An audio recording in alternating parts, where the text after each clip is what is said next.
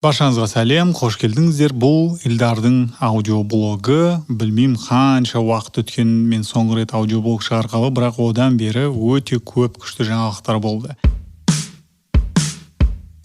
Мен өзімнің подкаст студиямды аштым. Толқын деп аталады подкастинг орталығы. Сол жерде осы дыбыс жазып отырмын.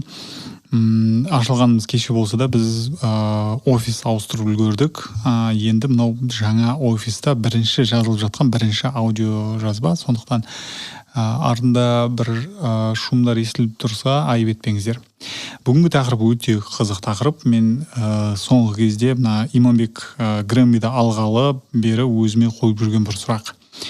Неге Иманбек Грэммиді Ресейде жүріп алды деген сұрақ мен ойландырады. Неге біздің радио станциялар, неге біздің телевидение соның барлығын көрсетпеді? Сондай сұрақтар мен негізі мазалайды. Білмедім, ол жерде мүмкін Иманбекке жазған шығар, мүмкін жазбаған шығар, бірақ менің ойымда тек мынандай зат. Мен ойлаймын да, мысалы Иманбекті сол премияны алу үшін радио немесе телевидение тікелей эфирде өзінің студиясына шақыруға болар еді ғой. Грэммидің трансляциясы үшін емес, а именно Иманбек студияда отырады, Иманбекпен сөйлеседі, қалай жаздың, кімді жаздың, не істедің, көрермендердің немесе тыңдармандардың сұрақтарына жауап беріп отырады тікелей эфирде. Мысалы радио оны спокойно жасайтын еді. Мен соны ойладым да, неге шақырмады деп. Шақыруға болады.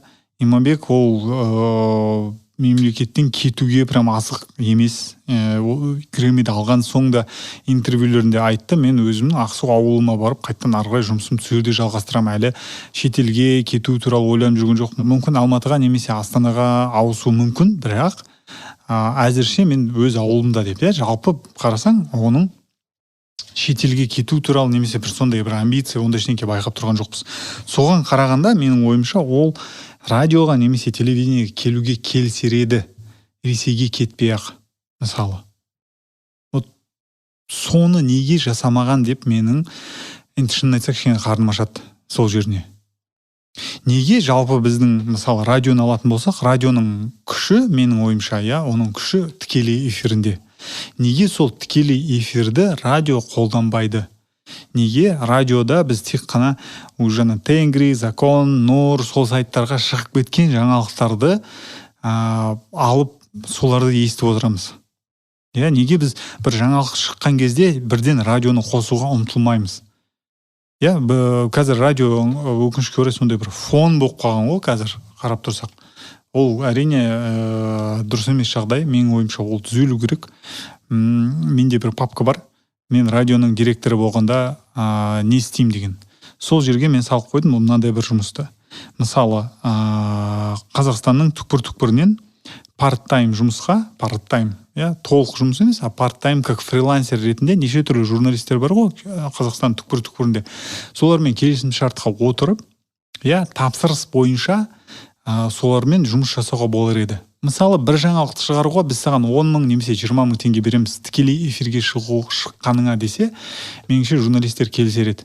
Оларға ештеңе аса көп нәрсе кетпейді, олар көліктерінен немесе таксиге отырады да, жаңа бір оқиға болып жатқан жерге барып, тікелей эфирге телефонмен шығады, айтып береді не болып жатқанын, содан кейін қайтып кетеді. Болды кетеді. Бірақ радио өзінің ең басты күші тікелей эфирді қолданады. Неге сондай заттар істелінбейді? Осындай жұмыс жаңағы менің коробкамның ішінде салып қойдым. Тікелей эфирді өстіп қолдану деген туралы.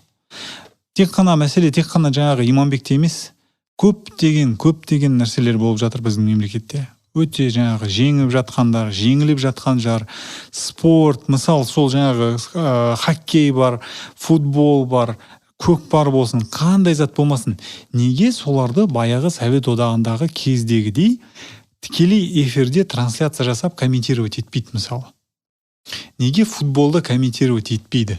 Мысалы жаңағы әлемнің топ ойыншылары сөйтіп ойнап жатқан бір ойынды, мысалы қазір бір лигалар болып отыр, сол лигадағы ойындарды тікелей эфирде комментировать ететін болса, 2 адам, 3 адам отырып алып, неге сіздер ойлайсыздар, что таксистер тыңдамайды деп?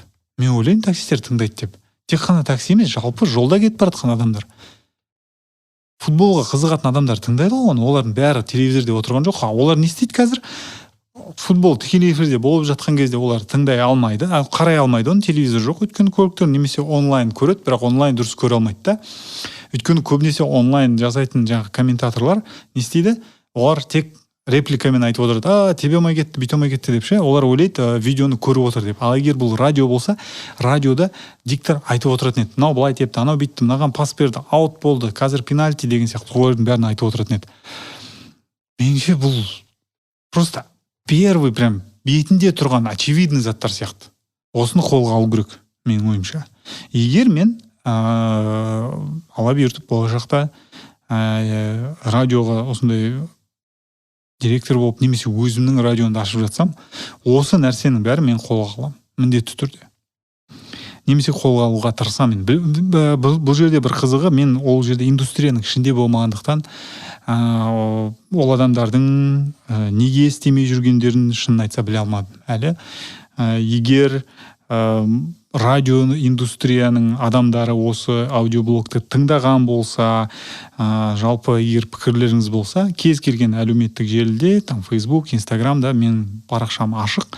Екеме шықсаңыздар болады, немесе телефоныма хабарласып, там Telegram, WhatsApp деген жерге хабарласып талқыласақ болады. Немесе егер қаласаңыз осы аудиоблогқа қонақ болып келіңіздер. Мен қуана қарсы аламын сіздерді.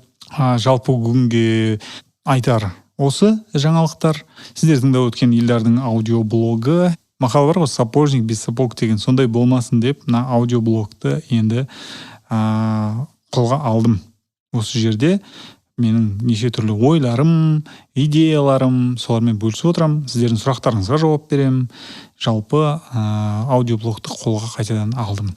Келесі эпизодта мен сіздерге неге кез келген маманның, кез келген адамның, кез келген компанияның жеке подкасты болу керектігі туралы айтып берем. Жеке өзім ойым, егер ұнаса, жеке аудиоблог бастарсыздар. Естіскенше күн жақсы. Илдар Құдайбергенұлы, сау.